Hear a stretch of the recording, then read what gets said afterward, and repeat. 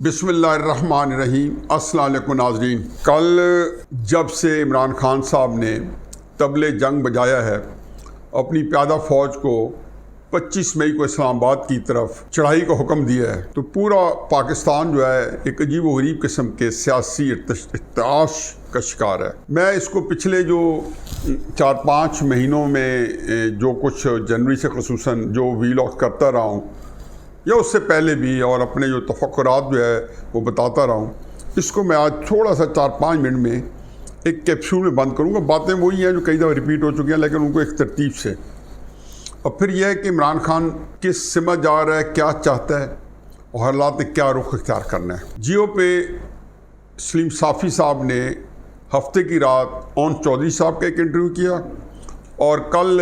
انہوں نے اپنے جرگہ پروگرام اتوار کی رات کو جو گزر گئی ہے کل، اس میں ایک ماہر نفسیات سے عمران خان صاحب کی نفسیاتی تجزیہ کرایا۔ میں بہرحال اون چودھری صاحب کے بارے میں تو زیادہ نہیں کہوں گا، کیونکہ عمران خان صاحب کے بارے میں اگر کوئی بندہ اتھارٹی کے ساتھ کچھ کہہ سکتا ہے تو اون چودھری ہیں۔ وہ سائے کی طرح عمران خان صاحب کے ساتھ 2012 سے لے کے 2018 تک رہے۔ عمران خان صاحب وزیر اعظم بنے اور اس کے بعد ان کو جو ہے ڈسکارڈ کر دیا گیا۔ اون چودھری صاحب اس سے زیادہ انٹرویو دے سکتے ہیں، اور شاید دیں گے بھی صحیح، کیونکہ جتنا ان کے اندر غصہ یا ایک ابال ہے، اس کو بھی میں نے دیکھا ہے کہ کنٹرول کیا ہوا ہے، کیونکہ وہ بہت کچھ جانتے ہیں۔ گھر کے اندر خاتون ہوتی ہے، وہ اتنا نہیں جانتی جتنا کہ اون چودھری صاحب جانتے ہیں۔ مجھے اور کوئی غرض نہیں، لیکن مجھے چند چیزیں جو وہ میں نے پہلے بھی کہی، آج بھی کہتا ہوں، کہ اس میں دو رائے نہیں ہے کہ عمران خان صاحب کی حکومت جو ہے، اور میرٹ پہ کوئی بندہ آ کے دیکھ لے کہ یہ پاکستان کی تاریخ کی کرپٹ ترین حکومت ہے۔ اور میرا اللہ جانتا ہے کہ جو میں بات کر رہا ہوں تحریک انصاف کے کوئی بندہ جو ہے جو ذرا تھوڑا سا سینس کے ساتھ بات کرتا ہے، جس میں میری بے تکلفی ہے، وہ اس کو ڈینائی نہیں کرتا بلکہ اس کو انڈورس کرتا ہے۔ مجھے ویسے ان کی نہ انڈورسمنٹ کی ضرورت نہیں ہے۔ پھر یہ نااہل ترین حکومت تھی کہ ایک ایسی تھی کہ نفسی کا عالم تھا، اور 3.5 سال میں پاکستان کا باجا بجا دیا گیا۔ عمران خان صاحب جب اقتدار میں آئے تھے، اور شروع میں بھی ہمیشہ کہتے تھے، مثال وہ ایک ہی حدیث مبارکہ پچھلے 20 سال سے دے رہے ہیں، اللہ کا فضل ہے ان پہ کہ انہوں نے ایاک نعبد و ایاک نستعین ضرور کہا، اہدنا الصراط المستقیم کبھی نہیں کہا، حالانکہ میرا خیال ہے خواہش شاید ان کی ہو، اس کا اظہار ہی نہیں کیا، اور مستقیم پہ چلنا تو خیر دور کی بات ہے۔ قرآنی آیات کو بہیمانہ طریقے سے اپنے مذموم مقاصد کے لیے استعمال کیا، جبکہ قرآن کے مطابق کوئی عمل نہیں تھا۔ ریاست مدینہ تک کو استعمال کیا، جبکہ ریاست مدینہ کے مطابق ان کا ایک بندہ بھی اسے قریب نہیں بھٹکتا تھا۔ سارے پارٹی بوائز تھے، سارے، میرا خیال ہے کہ سوائے شاید میرا خیال ہے کہ قادری صاحب کے رول کا، جو 1-2 اور نکال لیں جو شرفا ہوں گے جن کے اقدار جو ہے اسلام کے مطابق ہوں گی، باقی تو میرا خیال ہے کہ جتنے دین بیزار لوگ ان کے ساتھ تھے، شاید ہی کسی حکومت میں اتنے دین بیزار ہوں، جو کہ سیاسی جماعتوں میں بہت سارے پائے جاتے ہیں۔ بہر عمران خان صاحب حدیث مبارکہ کے مطابق وہ طاقتور کا احتساب کرنا چاہتے تھے، اور پہلی تقریر میں کہا، اور چینی کہاوت بتائی کہ چینی کہاوت ہے کہ جو مچھلی ہے وہ گلتی سڑتی سر سے ہے اور پاؤں میں بعد میں جاتی ہے۔ تو جو کرپشن ہے یہ اوپر ختم ہوتی ہے، میں نے سب سے پہلے اوپر ختم کرنی ہے۔ میں نے کل بھی بتایا تھا کہ 116 سے 140 تک ریکارڈ انڈیکس بنایا، نواز شریف کرپشن نیچے لائے، یہ کرپشن اوپر لے گئے۔ اور پھر انہوں نے کہا جی احتساب کے لیے میں حاضر ہوں، انہوں نے اپنے احتساب نہیں ہونے دیا۔ آج بھی عمران خان صاحب کے اوپر جتنے الزامات ہیں، ایک دفعہ انہوں نے نہیں کہا کہ آپ بزدار کو کے بارے میں کمیشن بنائیں، آپ گوگی آپا کے بارے میں کمیشن بنائیں،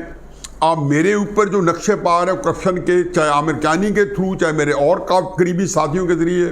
یا میں نے جو میرٹ کے برخلاف وزیر بنائے یا تعیناتیاں کی، اور اپنے منظور نظر کو بغیر کسی وجہ کے کانفلکٹ آف انٹرسٹ کے تحت اپنے ذاتی ملازموں کو، جو کہ کسی آپ کی این جی او کے اندر وہ آپ کی ملازمت کرتے تھے، ان کو اٹھا کے پاکستان کی کیبنٹ میں بٹھا دیا گیا، اور اس کا احتساب کریں، تو یہ ایک دفعہ بھی ان کو منہ سے نہیں نکلا۔ پچھلی 7 دفعہ نیا پاکستان بنانے آئے تھے، اور انہوں نے کہا تھا کہ پاکستان ایک نعرہ تھا جو پاکستان بدلا نہیں ہے، بدل چکا ہے، اور پھر پاکستان بدلا نہیں ہے لیکن بدل چکا ہے۔ وہ کتنی دفعہ پاکستان بدلے گا مجھے اس کا پتہ نہیں ہے، لیکن اب دیکھیں وہ نعرے نہیں ہیں، اب غلامی سے آزادی ہے، یعنی کہ 3.5 سال یہ ایک ملک کو محکوم ملک کے حکمران رہے۔ اور پھر سارے جھوٹ کے پلندہ پھر لمبے چلے گئے تو گھنٹوں پیروں میں گفتگو کر سکتے ہیں، لیکن اس کے جھوٹ کا احاطہ نہیں کر سکتے۔ اب یہ اسلام آباد آ رہے ہیں۔ پہلی بات یہ ہے کہ پاکستان کے اندر ایک آئین قائم ہے۔ مجھے تکلیف ہوتی ہے کہ پاکستان کی آبادی باوجود، اور اس میں میں قصوروار نہیں ٹھہراتا ہوں، ایک ان کو آئین سے بالکل ایک ان کے لیے ایک ہوتا ہے نا لا تعلقی سے، ایک ایپتھی، انگریزی کا لفظ ہے ایپتھی ہے، ایک غیر متعلق ہے۔ ان کو اس بات کا پتہ ہی نہیں ہے کہ یہ آئین جو ہے ایک مملکت کو اکٹھا رکھنے کے لیے، مملکت کو ایک رکھنے کے لیے، مملکت کو آزاد رکھنے کے لیے کتنا ضروری ہے اور اس کی کیا اہمیت ہے۔ اور یہ آئین جو ہے جب اس کو چھیڑا جائے گا تو پاکستان ٹوٹ چکا ہے، کیونکہ جو نسل اب پاکستان کے اندر بہت ایکٹیو ہے، شاید ان کی پیدائش سے پہلے پاکستان ٹوٹ چکا تھا۔ تو ان کو یہ پتہ ہی نہیں ہے کہ کیا عوامل تھے جنہوں نے پاکستان کو 2 لخت کیا۔ اس میں ایک ہی عمل تھا، ہندوستان نے 1947 کے بعد 1.5 سال کے اندر اپنا آئین بنا لیا، اور ہم جو ہے پہلا آئین ہم نے بنایا 1956 میں آ کے 9 سال کے بعد۔ اس سے پہلے بنانے کی کوشش کی، ہر دفعہ جو ہے یہ اسٹیبلشمنٹ اس وقت بیوروکریسی سٹرونگ تھی اور ملٹری اسٹیبلشمنٹ اس کے ساتھ اندر گھس کے اس کو قابو کرنے کی کوشش کر رہی تھی۔ انہوں نے مل کے، اور پھر اس کے بعد 1956 میں جو آئین بنا اس کو آ کے 1958 میں ایوب خان نے، جنرل ایوب خان نے، فیلڈ مارشل ایوب خان، پھر آپ کو اعزاز دیا مارشل لا لگانے کا کہ جنرل سے فیلڈ مارشل بن گئے، اور اس کا نتیجہ ہم نے 1971 میں پاکستان کو ڈوبتے دیکھا۔ اس کے اندر بے شمار چیزیں انکارپوریٹ کی جا سکتی ہیں جو میں نے 20 مرتبہ ویلاگ میں کسی نہ کسی جگہ پہ ان کا احاطہ کیا ہوا ہے۔ اب یہ وہ آئین 73 کے اندر ایک کنسنسس ڈاکومنٹ تھی جو کہ بھٹو صاحب کے جو بڑے کارنامے تھے ان میں ایک آئین تھا، لیکن چونکہ ہم ہمیشہ ہی ہماری اسٹیبلشمنٹ نے اس ملک کو تقسیم کیا اپنے مذموم مقاصد کے لیے اور ملک کو اپنے قبضے میں لینے کے لیے، تو انہوں نے پولرائزیشن دی۔ بھٹو کے خلاف بھی انہوں نے اسی طرح پولرائزیشن پیدا کی، اور میں ان کے مخالفین میں تھا، لیکن اس پولرائزیشن کو اس حد تک پہنچایا کہ بھٹو کے جتنے جو اچھے مقاصد تھے اس وقت ہم بھی اس کو ڈسکاؤنٹ کرتے تھے، اس کی پرواہ نہیں کرتے تھے۔ کچھ جوانی کا زوم تھا، کچھ عقل کی کمی تھی، اور یہ سمجھ نہیں سکتے تھے کہ آئین کتنی قیمتی ڈاکومنٹ ہے۔ اب اس میں آئین جو ہے اس کی سینکٹیٹی کا نہ تو جنرل ضیاء الحق صاحب کے مارشل لا میں، نہ اس کے بعد مشرف صاحب کے نے مارشل لا لگایا، اس نے تحقیق کیا، بلکہ ان بٹوین جتنی حکومتیں آئیں ان کو پس پردہ جو ہے کسی نہ کسی طریقے سے اس آئین کے اوپر انڈرمائن کر کے تابڑ توڑ لے کر کے اس کو جس کو کہ حقیر جانتے ہوئے انہوں نے حکومتوں کو جو ہے فارغ کرنے کی کوشش کی، یا حکومتوں کو اپنے قبضے میں یا اپنے مطابق چلانے کی کوشش کی اسٹیبلشمنٹ نے۔ اب آئین کے مطابق حکومت کو قائم کرنا اور آئین کے مطابق رکھنا جو ہے یہ پاکستان کی سالمیت کے ساتھ لازم ملزوم ہے۔ عمران خان صاحب جو 15 مئی کو دھرنا دے رہے ہیں تو یہ اس کو غیر آئینی طریقے سے ہٹا رہے ہیں، اور وہ ان کے پاس کوئی ایسا فارمولہ نہیں ہے جس میں وہ یہ کہہ سکیں کہ آئینی طریقے سے حکومت کو کیسے ٹھنے۔ ایک وجہ تو یہ ہے کہ میں اس کو مورد الزام عمران خان کو اس لیے نہیں ٹھہراتا ہوں کہ عمران خان صاحب کو 2018 کے الیکشن میں غیر آئینی طریقے سے اسی طریقے سے آئین کو توڑ مروڑ کے اور محکمہ زراعت پیدا کر کے اور ماروائے آئین اقدامات کر کے آئین کے سائے میں آئین کی ناک کے نیچے کر کے اور یہ سارے بچتے گئے۔ اب عمران خان صاحب جو ہیں ان کا مطالبہ یہ ہے کہ حکومت جلد الیکشن کرائے۔ ایک سوال میرا پورے پاکستان کے لوگوں سے، تحریک انصاف والوں سے بھی، مسلم لیگ والوں سے بھی، جو لوگ غیر سیاسی ہیں جن کا دونوں پارٹی سے تعلق نہیں ہے، کہ آیا یہ کسی کی جو خواہش ہے اس کو پورا اس لیے کیا جائے؟ وہ ایک بندہ جو ہے اس نے ایک کلٹ پیدا کر لیا اور اپنے پیچھے بہت سارے لوگوں لگا دی ہے، اور یہ جانتے ہوئے کہ اس کی خواہش جو ہے وہ آئین کے کسی کرائٹیریا کو پوری کرتی ہے یا نہیں کرتی۔ اب عمران خان صاحب کو 2014 کے میں ناکام دھرنے کا کامیاب تجربہ ہے، اور اس سے پہلے 2011 میں بڑے بڑے جلسوں کے بعد الیکشن ہارنے کا بھی وسیع تجربہ ہے۔ 2018 کے الیکشن کا پول اس طرح کھلتا ہے کہ 18 یا 19 ضمنی الیکشن ہوتے ہیں، اور عمران خان صاحب اپنی بڑی بڑی سیٹیں پشاور سے لے کے نوشہرہ سے لے کے کراچی سے لے کے اور پنجاب کی تو بات ہی نہ کریں، ایک ضمنی الیکشن جیتتے ہیں، 1 یا 2، باقی کہیں کوئی ضمنی الیکشن نہیں جیتتے۔ ہر جگہ پہ ان کو نیوٹرل جو اسٹیبلشمنٹ ہے وہ ان کے حق میں ہوئی ہے، وہ آگے قدم بڑھا سکے۔ جہاں اسٹیبلشمنٹ نیوٹرل ہوئی ہے، چاہے بلدیات کے الیکشن ہے چاہے کوئی اور الیکشن ہے، عمران خان صاحب زمین بوس رہے ہیں، اور ڈھیر ہو رہے ہیں۔ عمران خان صاحب جو ہیں اس تجربے کے بعد ان کو یہ تو پتہ ہے کہ غیر آئینی طریقے سے 2018 میں آ گئے، اب ان کو کیا پتہ ہے کہ آئین کی کیا حرمت ہوتی ہے اور وہ کس طریقے سے آئین کے طریقے سے حکومت گرائیں۔ پی ڈی ایم اپوزیشن اور پیپلز پارٹی اور دوسری اتحادی جماعتیں اس حکومت گرا رہی تھی، میں اس کے بالکل خلاف تھا۔ آئینی طور پہ گرا رہی تھی ووٹ آف نو کانفیڈنس۔ آپ دیکھتے تھے میرے ویلاگ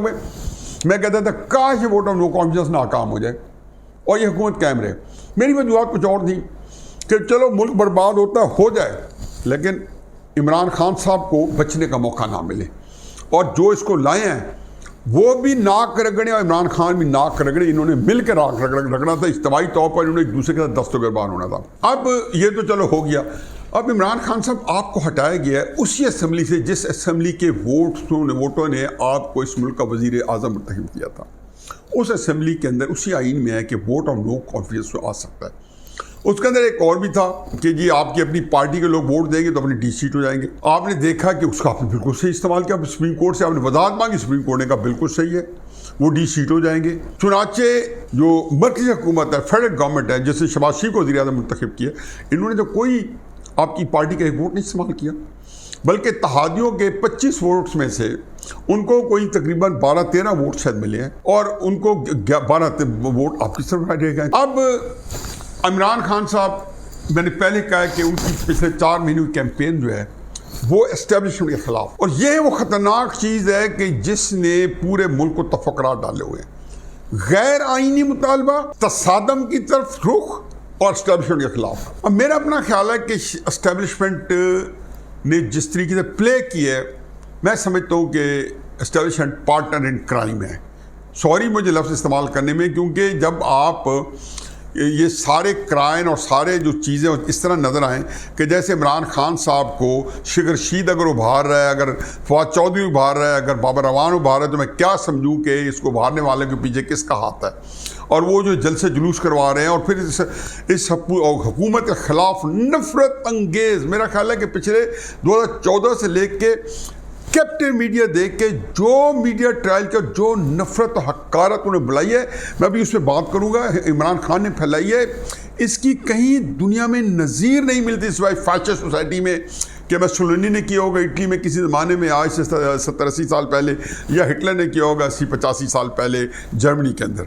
نازی جرمنی میں۔ باقی اس کی مثال آپ کو کہیں نہیں ملتی۔ اب یہ ساری چیزیں جو تھیں، اس میں ایک ہی چیز تھی کہ جیسے عمران خان صاحب کو گھیر کے لایا جا رہا ہے اور وہ ادھر لے کے آ رہے ہیں جہاں پہ تصادم ہو۔ اب یہ تصادم جو ہے وہ پاکستان کے بارے میں کیا کچھ کرے گا کیا نہیں، تو میں اس لیے کہتا تھا کہ عمران خان اسٹیبلشمنٹ کے خلاف آ رہے ہیں۔ اگر عمران خان صاحب یہاں جیتتے ہیں، اور میں کہتا ہوں کہ ان کو ایک دفعہ جیت جانا چاہیے، یقین جانو کہ ان کو جیت جانا چاہیے، اس میں اس حکومت کو کوئی فرق نہیں پڑے گا۔ یہ حکومت بہت مضبوط، ان کی پولیٹیکل روٹس ہیں، پیپلز پارٹی کی بھی بہت، ان کو آپ سندھ میں ہلا نہیں سکتے، مسلم نون کو پنجاب سے آپ بالکل نہیں ہلا سکتے۔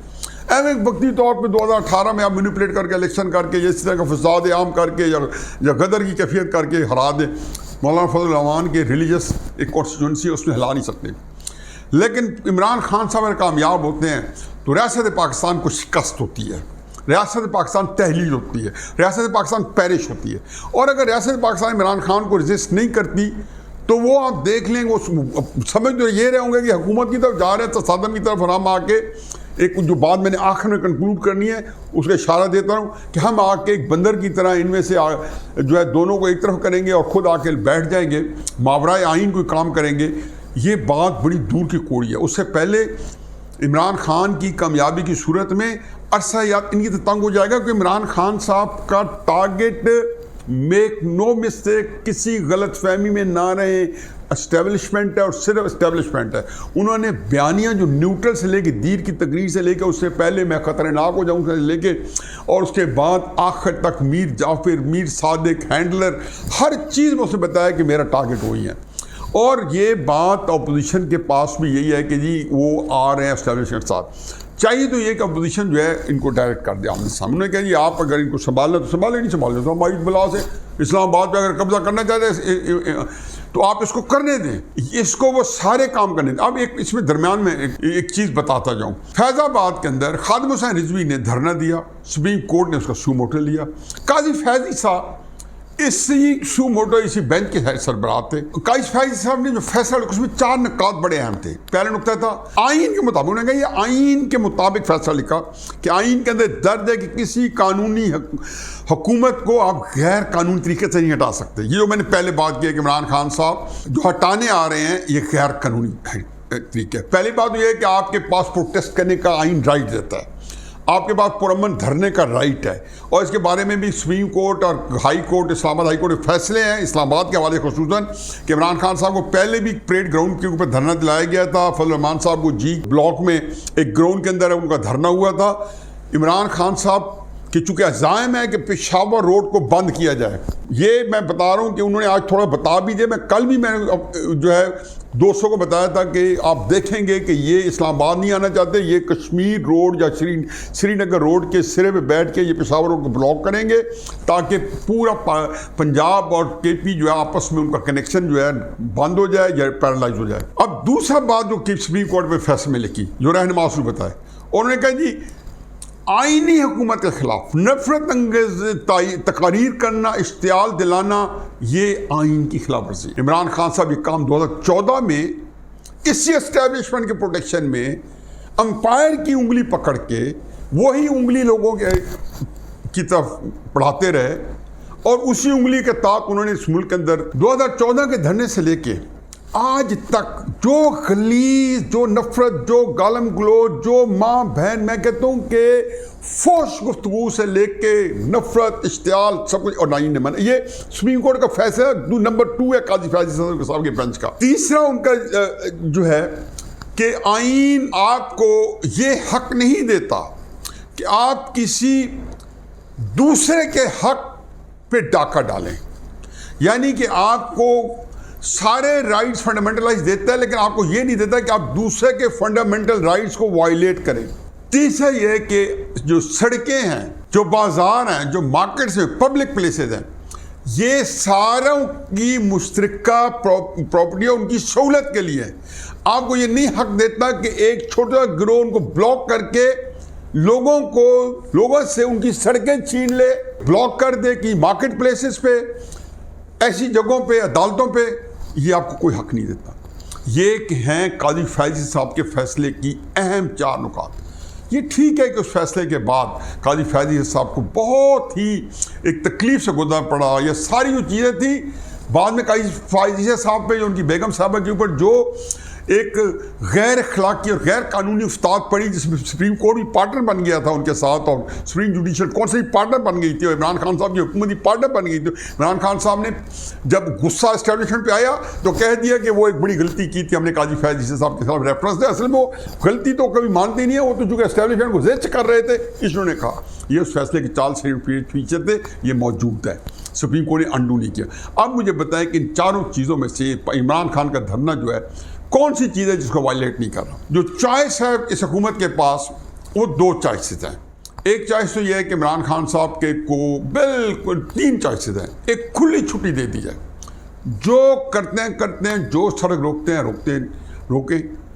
بھارت حکومت کا یہ کام ہے کہ سپریم کورٹ کے فیصلے کے 4 نکات کے تحت، ان میں کم از کم کچھ میں تو وہ کرتے تو شاید اسٹیبلشمنٹ ان کی بازو میں روکتی.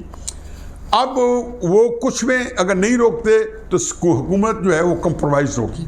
اب اس کے بارے میں کیا فیصلہ کرتے ہیں کہ ان کو کہاں بیٹھنے دیتے ہیں، نہیں بیٹھنے دیتے، یا مکمل فری ہینڈ دیتے ہیں. اور ایک اور چیز بھی ہو سکتی ہے کہ حکومت جو ہے ان سے نیگوشیٹ کر کے ان کو کسی گراؤنڈ میں بٹھاتی ہے. تیسرا یہ ہے کہ حکومت جو ہے تصادم کر کے، اور ان کو اگر وہ دیکھتی ہے کہ وہ پشاور روڈ کو بلاک کر رہے ہیں یا کسی جگہ روڈ کو بلاک کر رہے ہیں یا پبلک کی جو فیسلٹیز ہے، جیسے کہ خاتون حسین رضوی کے دھرنے کے اوپر عدالت نے کہا آپ فورس استعمال کر سکتے ہیں، اور آپ نے کہا جب فورس استعمال ہوئی تو رینجرز نے اور پولیس نے بہت سی جگہوں پہ بات ماننے سے انکار کر دیا. احسن اقبال صاحب اس وقت شاید انٹیریئر منسٹر تھے، وزیر داخلہ تھے، اور رینجرز جو تھی وہ کئی جگہوں پہ ایک لگتا تھا کہ مقابلے میں، اور پھر آپ نے دیکھا تھا وہ پیسے تقسیم ہو رہے ہیں. اسی کے اندر تو جنرل فیض صاحب کے بارے میں سپریم کورٹ کے ریمارکس تھے کہ ایجنسیز کے اس طرح سینئرز نے کوئی اچھا برتاؤ نہیں کیا، اور اس کی انہوں بجائے اس کے اپریشیٹ کیا جاتا، اس سزا مل گئی. اب عمران خان صاحب تینوں میں سے اب آپ اندازہ لگائیں کہ جدھر میں آ رہا ہوں وہ یہ ہے کہ اگر عمران خان صاحب کو فری ہینڈ ملتا ہے، عمران خان صاحب جا کے اپنی مرضی سے بلاک بھی کرتے ہیں اور اسلام آباد میں، اور بعد میں جب دیکھتے ہیں کہ جی یہاں پہ بھی کام چل گیا اور آگے کام نہیں بڑھ رہا اور پورا پاکستان بند بھی پڑا ہے اور کچھ بھی نہیں ہو رہا، تو وہ چلے جاتے ہیں اسلام آباد اور وہاں جا کے سیکریٹریٹ پہ قبضہ کر لیتے ہیں، اسمبلی پہ قبضہ کر جاتے ہیں، بالکل جیسے یوکرین میں ہو چکا تھا، جیسے وہ جو پنک ریولیوشن اور اس طرح کی بہت ساری چیزیں تھیں۔ 1973 کا آئین موجود ہے اور اس کے مطابق حکومت قائم ہے، وہی اور اتفاق دے کہ وہی اسمبلی ہے جس نے عمران خان کو الیکٹ کیا تھا۔ اب اس میں دوسری کیفیت یہ ہے کہ عمران خان صاحب جو ہیں وہ بالکل ایک آئین کی جو کہ قائد اعظم کا بہت بڑا لیڈر ہے، اور قائد اعظم نے پوری زندگی ایک دفعہ بھی انگریز کا قانون نہیں توڑا، ایک دفعہ بھی، ناٹ اے سنگل ٹائم، غلامی کے دور میں، جبکہ گاندھی وغیرہ نے بھی سول ڈسوبیڈینس کی، گاندھی وغیرہ نے بھی بہت ساری چیزیں کی جہاں پہ قانون کے ساتھ انہوں نے تعامل کرنے سے انکار کر دیا کہ یہ انگریز کا ہے، یہ ماسٹر کا قانون ہے، یہ ہمارے آزاد ملک کا قانون ہے۔ قائد اعظم نے پوری سیاست اپنی 1903 سے شروع کی اور 11 سپٹمبر آخری سانس تک ایک ناقصید میں آئین کے مطابق کی۔ عمران خان صاحب آئین کی سیاست کا تو یہی تقاضا ہے کہ جو ہو گیا سو ہو گیا، اب آپ آ کے اسلام آباد میں ایک گراؤنڈ میں بیٹھ کے جہاں پہ پبلک نوسنس آپ نہ بنے، لوگوں کے لیے آپ جو ہے دقت نہ بنے، اور آپ جا کے دھرنا دے دیں۔ اور میرا خیال ہے اس دھرنے میں اپوزیشن کو بھی کوئی اعتراض نہیں ہونا، حکومت کو بھی کوئی اعتراض نہیں ہونا چاہیے اور اسٹیبلشمنٹ کو بھی، لیکن کرائسس یہ ہے کہ اس سے وہ مقاصد حاصل نہیں کرتے جو عمران خان صاحب کرنا چاہتے ہیں، یا کوئی غیر جو مرئی طاقتیں ہیں یا ایک خلائی مخلوق ٹائپ طاقتیں ہیں جو اوپر سے جو ماورائے آئین کے تاج بہت کچھ حاصل کر سکتی ہیں، کہ ان کے مقاصد اگر نیک ہوتے تو عمران خان صاحب کی چال چلن کئی مہینوں سے درست ہو چکے ہوتے۔ اور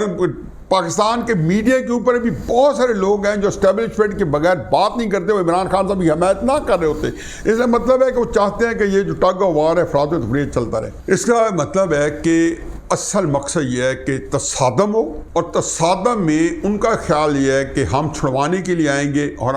ہم اس کے بعد جو ہے ملک کے اندر ایک سپریم کورٹ کے تھرو یا اپنے تھرو ایک نگران حکومت قائم کریں گے، جس کا میں کئی مہینوں سے کہہ رہا ہوں، اور اس کو سال چلائیں، 1.5 سال چلائیں، 2 سال چلائیں۔ یہ ایک بالکل غیر آئینی قدم ہے جس کو بظاہر آئین کا ایک، ہماری عدالتیں ہیں نا، وہ ہر چیز کو آئین بنا دیتی ہیں۔ انہی عدالتوں نے مانیٹرنگ جائز دی ہے، انہی عدالتوں نے JIT بنائی، انہی عدالتوں نے بغیر ٹرائل کے نواز شریف کو سزا دے دی، انہی عدالتوں نے بہت کچھ کیا ہوا ہے۔ ان سے ہر چیز کی توقع کی جا سکتی ہے، ہر چیز کی توقع۔ انہی عدالتوں نے عمران خان کے دور میں 441 پوسٹوں پہ 3000 تبادلے ہوئے، نیب کی ویڈیو پکڑی گئی، چیئرمین کو اس کو ایکسٹینشن دی گئی، سپریم کورٹ نے سو موٹر نہیں لیا۔ شہباز شریف صاحب نے ایک سنولا عباسی DGI FIA کو اور 2 اور ڈائریکٹر FIA کو تبدیل کیا، تو سپریم کورٹ کو نیند نہیں آئی۔ ایک جج صاحب درخواست لے کے پہنچے چیف جسٹس کے پاس کہ جی آپ 100 موٹر لیں۔ یہ وہ کیفیت ہے جو کھلواڑ جو ہے ہماری آئین کے گارڈین جو ہے سپریم کورٹ، وہ کر رہی ہے پچھلے 7-8 سالوں سے۔ عمران خان صاحب کے دھرنے کو بھی انہوں پروٹیکٹ کیا 2016 میں جو لاک ڈاؤن تھا، اور 2014 میں بھی دھرنے کو پروٹیکٹ کیا، 2016 میں لاک ڈاؤن کو پروٹیکٹ کیا، 2018 کے الیکشن کو تحفظ دیا، جانتے بوجھتے کہ غیر قانونی کام ہو رہے ہیں، بلکہ حصے دار بن گئے، پارٹنر کرائم بن گیا، ان کو نائل کرا دیا۔ دانیال، طلال،